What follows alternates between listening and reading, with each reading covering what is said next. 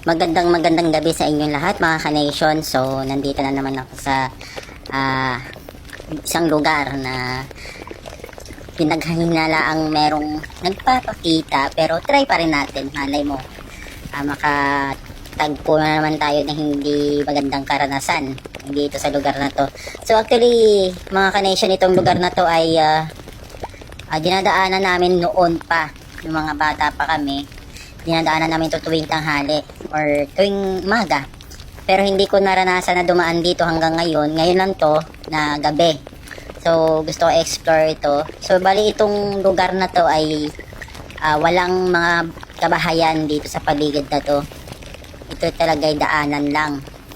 Kasi itong malapad na lupain na ito ay may isang nagmamay-ari at pumayag din naman siya na magkakaroon ng daanan dito sa kanyang property.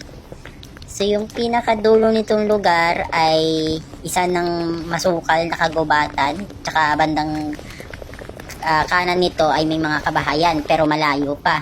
And pag diniretso mo yung baba nito ay ilog na or sapa yung nasa baba nito.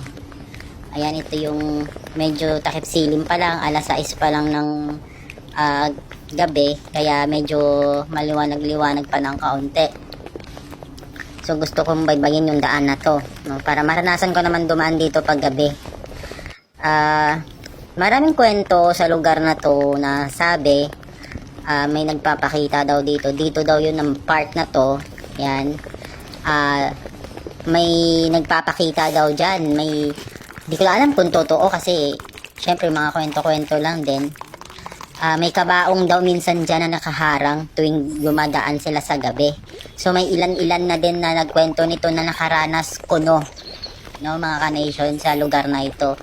So ito, literal na sinubukan ko talagang dumaan kung talagang may makikita akong kabaong o baka mamaya ahas yung makita ko ditong biglang tumawid.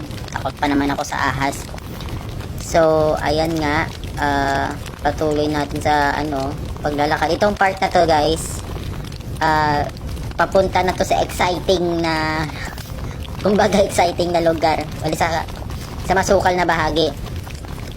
Itong part na to. Yan dyan daw yan may nagpapakita. Sabi nila. Dami-dami kasing nabubuong kwento sa lugar na to na hindi natin alam kung totoo hanggang totoo. Pero why not naman kung pwede naman natin i-explore para syempre para pag tayo din makaranas, pag naranasan mo di ibig sabihin totoo, di ba?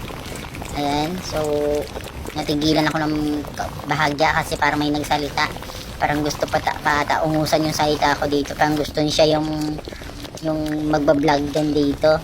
Ayan, part na yan, parang ayan, naririnig ko parang hindi ko mawari, pusa o bata, tunog ng bata or umiiyak na bata or umiiyak na siguro ng pusa. At saka posible magkaroon ng pusa dito, ang layo ng kabahayan dito. Siguro may mga ligaw na pusa dito, yung ibang hayop.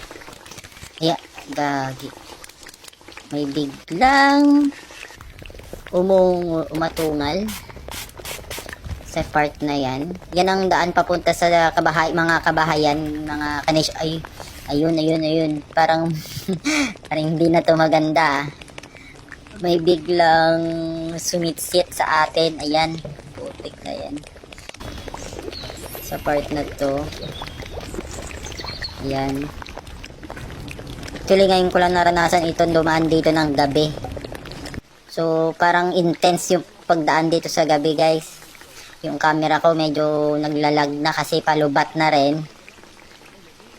May malaking puno na nakasangal doon sa dulo. Ayan. So, ito yung daan. Ito, yung papunta doon sa masukal na bahagi. And pag diniretso mo yung masukal na yun, sa bandang baba, may sapa or ilog ba tawag doon. Hindi ko alam kung anong pinagkaiba ng ilog tsaka ng sapa. Ayan. So, parang yung pakiramdam ba guys na mga ka-nation na akala mo parang may makasalubong ka. Kasi pag once na nag-horror or nag-ghost hunt, putik na yun. May makakasalubong talaga ako dito. Yung pakiramdam mo may tumitingin sa'yo. Kasi pag once na nag-ghost hunting ka, lahat ng aspeto ng kakatakutan nasa utak mo. May either na may tumitingin sa'yo or may sumusunod sa'yo, may nagpaparamdam sa'yo. Although naman na minsan totoo talaga na may tumitingin. Mararamdaman mo naman eh.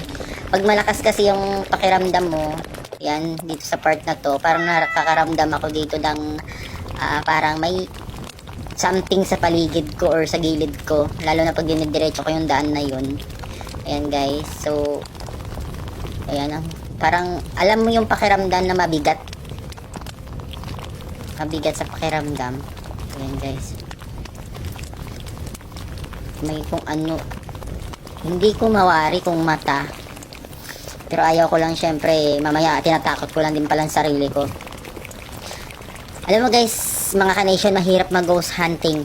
Super, lalo na pag ikaw lang mag-isa. Ayan, tumalon na naman yung camera ko. Sana hindi ako malobat. And ayan. So ito na siguro yung papunta doon. Simula na ito ng daan na papunta doon sa masukal na bahagi. Ay parang may ano pala dito, may kantel dun sa baba. Itong part naman na to, yan yung papunta sa kabilang bahagi. Yan. So parang iba talaga sa pakiramdam. Parang mabigat yung pakiramdam. Parang akala mo nananayo yung buhok mo sa sobrang, siyempre iniisip mo rin kasi malay mo iniisip mo pala totoo. Ayan. Kasi minsan talaga meron talagang mga bagay na iniisip mo lang pero totoo pala. Halimbawa may tumitingin sa'yo. Tulad ngayon na mabigat yung pakiramdam ko, parang nagsitayuan yung mga buhok ko. Ibig sabihin may nag-aabang.